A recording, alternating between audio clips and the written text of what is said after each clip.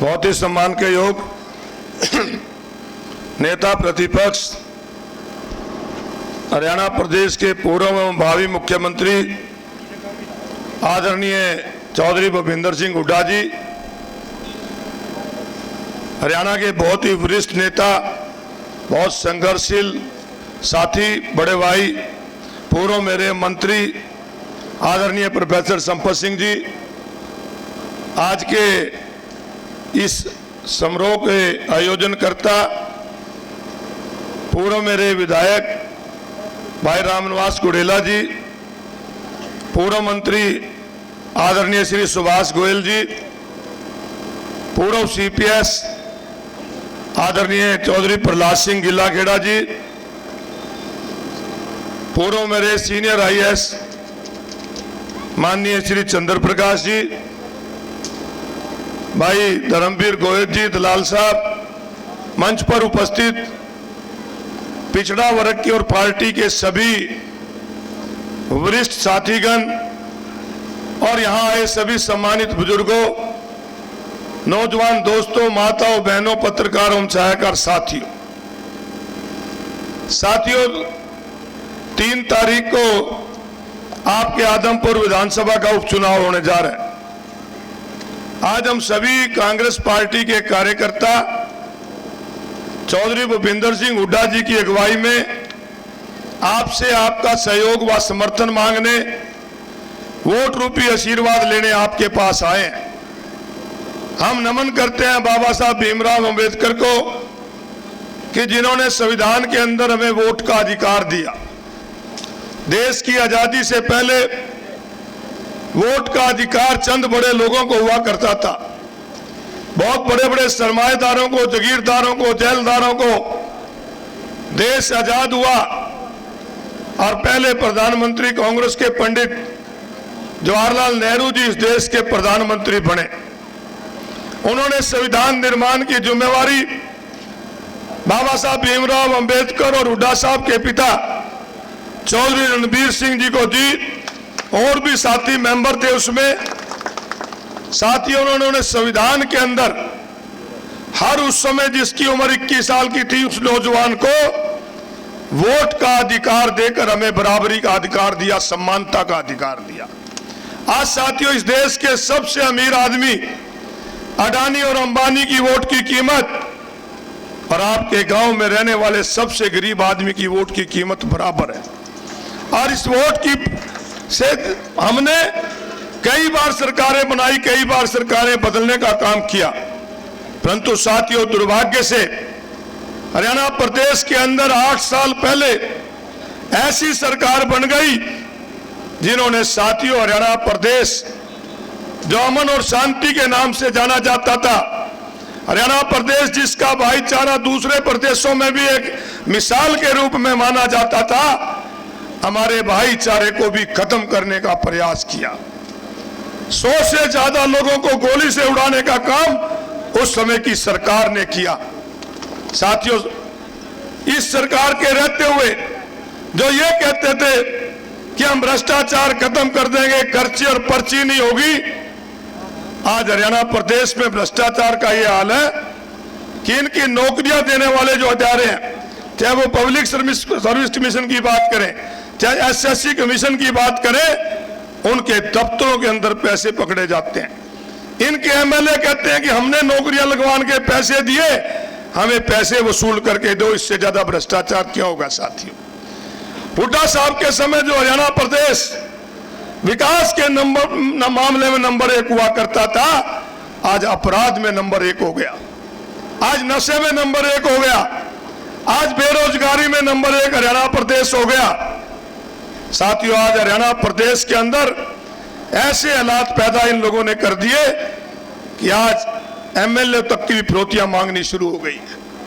तो आज समय साथियों इस बात का सोचने का है कि आज जो सरकार चल रही है वो सरकार किसी की हितैषी सरकार साथियों नहीं।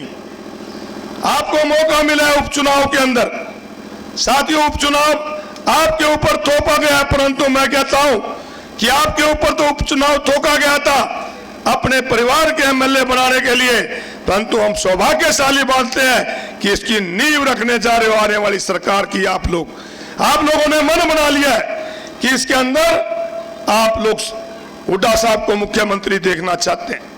साथियों, कुलदीप बिश्नोई ने किस लिए इस्तीफा दिया?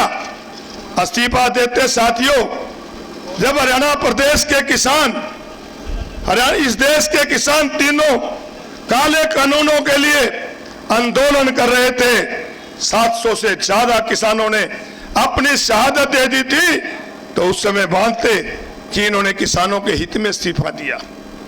इस्तीफा देते साथियों बालसमंद में और आपके आजमपुर तहसील के अंदर मुआवजे को लेकर किसान जब धरने पर बैठे थे, तो मानते कि आजमपुर हल्के की जनता के लिए इस्तीफा दिया।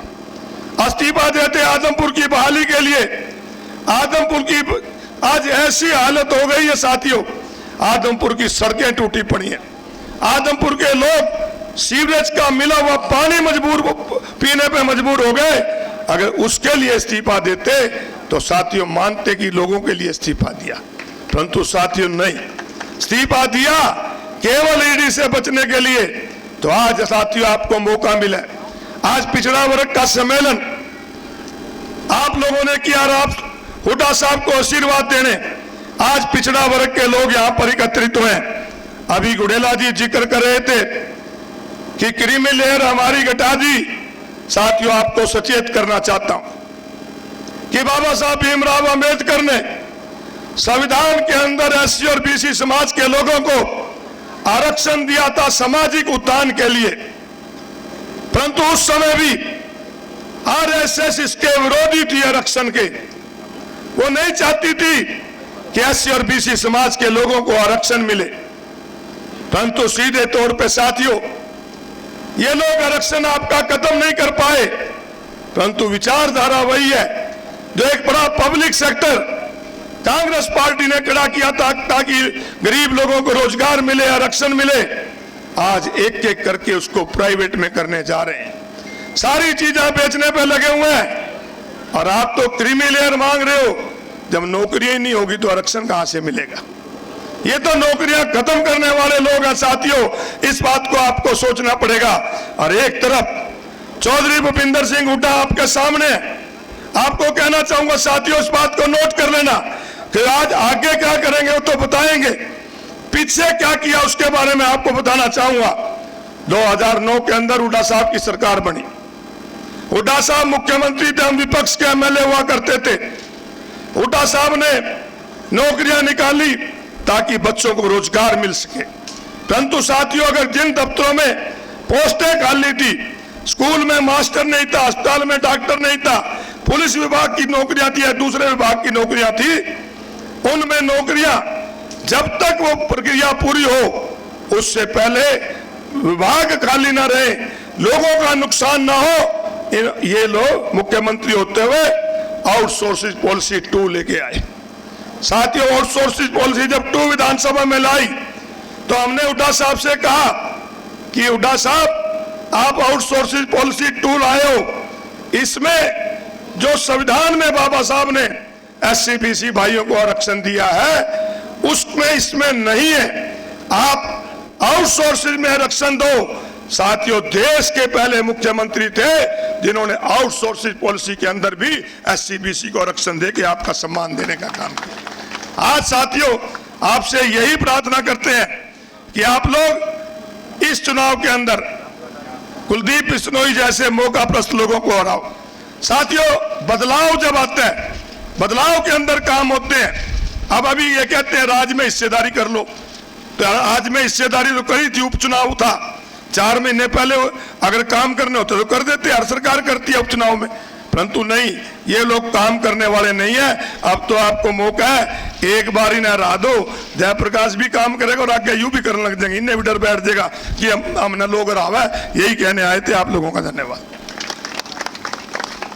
बहुत बहुत धन्यवाद अरोड़ा साहब। हमारे बीच में डॉक्टर पूनम, अध्यक्ष कांग्रेस।